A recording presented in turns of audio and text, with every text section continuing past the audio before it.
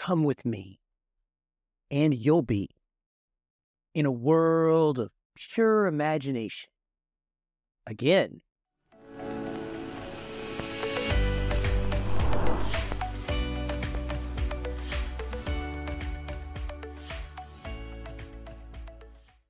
Hello, listeners and viewers. I'm Aaron White, and I'm here to share with you my review of the film Wonka from Warner Brothers Pictures. It stars Timothee Chalamet, Kala Lane, Keegan-Michael Patterson Joseph, Matt Lucas, Matthew Bainton, Sally Hawkins, Rowan Atkinson, Jim Carter, Tom Davis, Olivia Colman, and Hugh Grant.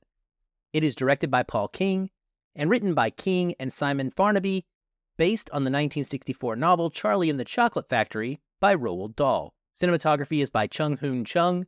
It is edited by Mark Everson, and music is by Joby Talbot. It runs 116 minutes and is rated PG for some violence, mild language, and thematic elements. What's it about? The story of how Willy Wonka went from a young adult selling chocolate in a small shop to an eccentric genius known all over the world. So this is a Willy Wonka prequel that effectively feels like Mary Poppins meets Paddington, which frankly is a fantastic formula and one that really appealed to me and my sensibilities. We learn early on about Willy and how he had a wonderful relationship with his mother and how chocolate plays into that. And essentially he is going off into the world wanting to become a successful chocolate salesperson. He wants to create unique, delicious chocolate in honor of his mother in her, quote, secret recipe. And that's when he feels like he will be able to see her again. Metaphorically, I think, of course, it's the idea that that's going to help reconnect him with this lost relationship that he no longer has in physical form. Once he arrives in England, maybe it's London, I'm not entirely certain, I don't recall, he has to contend with a threesome of established chocolate makers who basically run the city.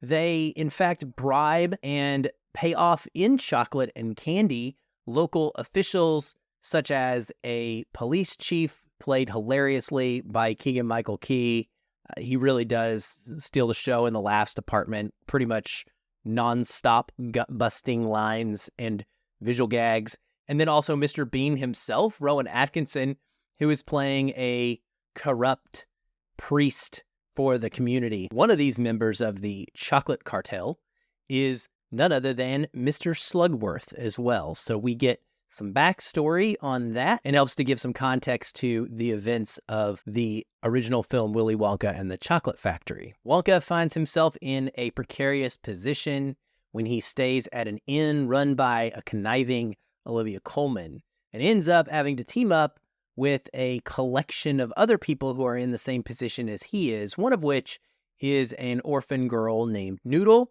and the two befriend each other in a unique and special way. The rest of the friend group is a lot of fun, but doesn't have many standout moments. But they do assist and help Willy in overcoming various challenges on his path to becoming this successful chocolatier. He also interacts with an Oompa Loompa named Lofty, played by Hugh Grant.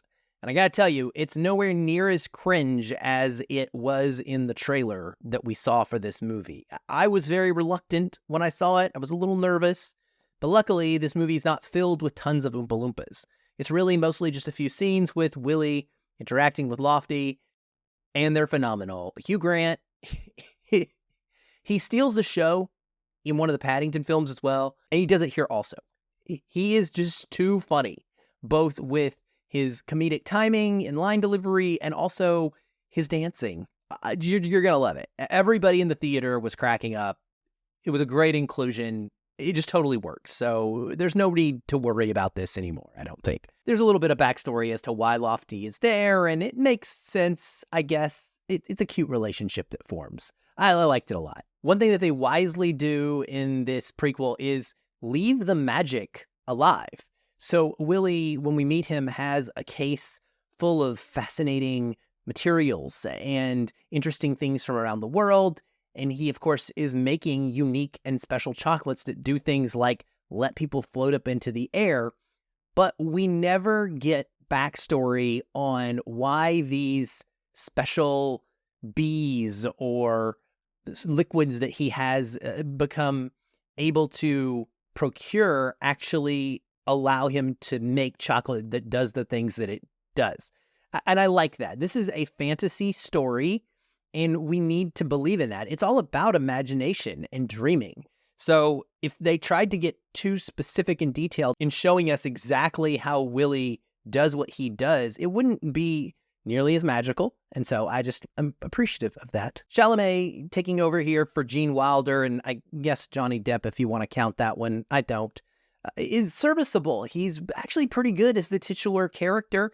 I think it's a mixed bag, though, because as an actor, he works really well, and he admirably pulls off the aloofness and the whimsy of the character, who has a very idealistic, good-natured soul. His dancing is even sufficient, but then his singing it's not up to par. The thing is that they ADR over almost all of the Timothee Chalamet songs, and so it doesn't sound as natural and as good as some of the other songs that you will hear in musical films. I actually watched this right after seeing The Color Purple, and the difference is just so glaring from having actual musical artists that are singing your songs in real time to what they did in this movie. The songs themselves are fun. They're bouncy, bobbing my head, tapping my feet, humming along, and they do great things to integrate the original score of Willy Wonka and the Chocolate Factory as well. You're no doubt going to leave humming